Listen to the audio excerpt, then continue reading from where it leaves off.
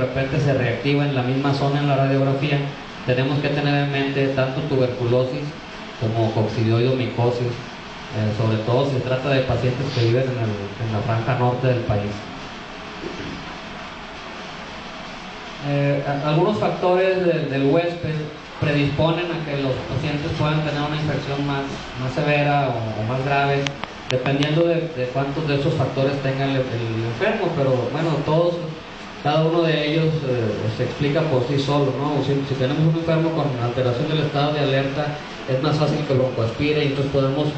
el mecanismo de broncoaspiración en un enfermo con alteración del estado de alerta podría hacernos pensar en gérmenes, por ejemplo, anaerobios de la cavidad oral. Los pacientes que fuman, que consumen alcohol, que tienen uremia, que tienen acidosis respiratoria crónica porque son fumadores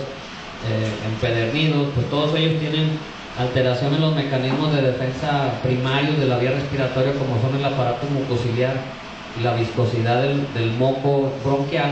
y eso los predispone entonces a que puedan tener también con más facilidad infecciones respiratorias bajas por el mecanismo de la microaspiración o por la inhalación de partículas infectadas. Los enfermos malnutridos o gente mayor de edad igual tienen una disminución muy importante del aclaramiento mucociliar, que es la barrera principal de defensa de la vía respiratoria baja, y entonces eso también los puede predisponer a tener infecciones más fácil. Una obstrucción mecánica bronquial, como puede pasar en un cáncer pulmonar o una lesión endobronquial que está produciendo obstrucción del bronquio, es un mecanismo por el cual podemos tener una infección, una neumonía de las llamadas post-obstructivas, una neumonía que se presenta distal a la zona obstruida por un tumor. Eso también es algo que se ve con relativa frecuencia. Pacientes adultos con fibrosis quística son raros, sin embargo, con los cuidados actuales, la higiene bronquial que se lleva a cabo ahora, medicamentos nuevos, han hecho que pacientes pediátricos que casi nunca llegaban a la edad adulta con fibrosis quística, ahora los estamos viendo con más frecuencia. Y estos pacientes están colonizados frecuentemente, al igual que los pacientes con bronquiectasis, con gérmenes que normalmente se considera que son exclusivamente intrahospitalarios, básicamente hablando de la pseudomonas aeruginosa, que es el germen que más frecuentemente coloniza a pacientes que tienen lesiones cicatrizales pulmonares, especialmente fibrosis quística y bronquiectasis, pero cualquier paciente que tenga cicatrices pulmonares causadas por cualquier otra razón, son enfermos que están predispuestos a tener neumonías por gérmenes gram negativos que generalmente se consideraban intrahospitalarios.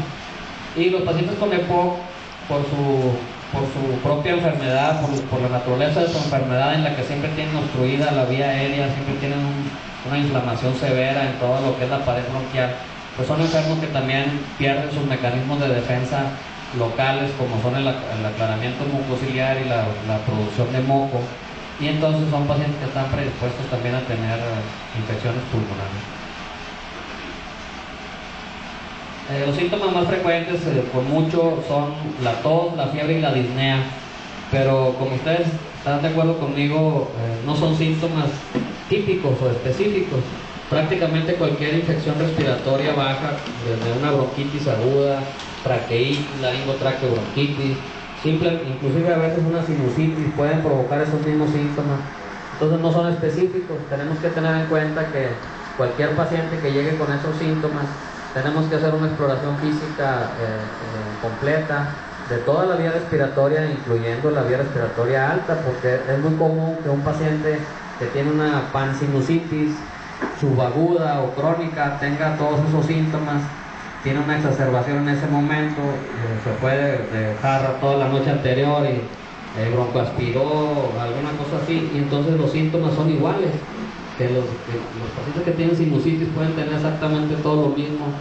y entonces podemos confundir. Por eso hablamos de que los síntomas no son específicos, pero tenemos que tener más o menos esa referencia de cuáles son los síntomas más frecuentemente descritos. El dolor pleurítico, bueno, ese sí, difícilmente lo produce una sinusitis, pero lo podemos tener también no tan frecuente en los casos de neumonía. La presencia de dolor pleurítico, como ustedes lo saben, implica que la neumonía está periférica y que está en contacto con la pleura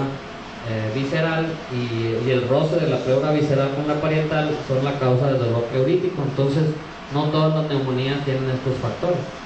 pero tenemos que tenerlo en cuenta. En la hemoptisis, de paso les digo que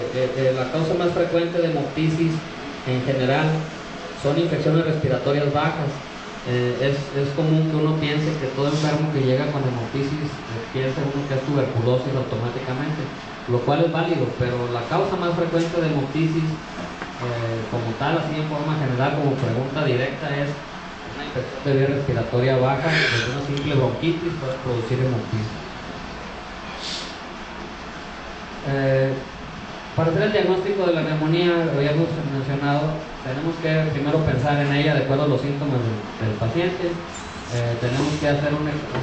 examen físico completo, empezando de la vía respiratoria alta, y el clásico llamado síndrome de condensación pulmonar, que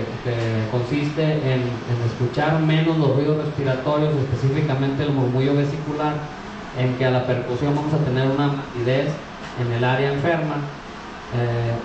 La transmisión de la voz está también modificada y el paciente al momento de observarlo directamente, los movimientos respiratorios en esa zona enferma van a estar también reducidos, conformando entonces el llamado síndrome de condensación pulmonar. En cuanto a las características de una buena muestra de expectoración para poder hacer un diagnóstico, son las que se describen desde tiempo atrás, en que la muestra, para decir que fue una muestra adecuada, debe tener más de 25 polimorfonucleares revisados por campo en la laminilla, menos de 100 células epiteliales, y generalmente tendríamos que encontrar la predominancia de una bacteria, ya sea gram positiva o negativa, pero deberíamos de identificar un germen patógeno en esa misma atribución de gram para decir que fue una buena muestra y que fue bien tomada. Generalmente los pacientes tienen leucocitosis, pero con el aumento en la frecuencia de las llamadas neumonías atípicas, a veces no tenemos el dato de la leucocitosis. Entonces lo ponemos ahí, pero no necesariamente tiene que haber leucocitosis para poder concluir que el enfermo tenga una neumonía. Lo que sí es que para concluir el diagnóstico de neumonía tenemos que tener un infiltrado pulmonar en la radiografía de tórax, y los infiltrados, como ustedes ya lo saben claramente, pueden ser alveolares o pueden ser intersticiales. Ninguno de los dos excluye a la neumonía. Un infiltrado intersticial reticular bilateral, por ejemplo, puede ser también producido por una neumonía causada por gérmenes atípicos. Entonces, cualquier infiltrado pulmonar que veamos en las placas, como vamos a ver un poquito más adelante, puede hacer sospechar neumonía si tenemos todos los demás datos que ya hemos mencionado.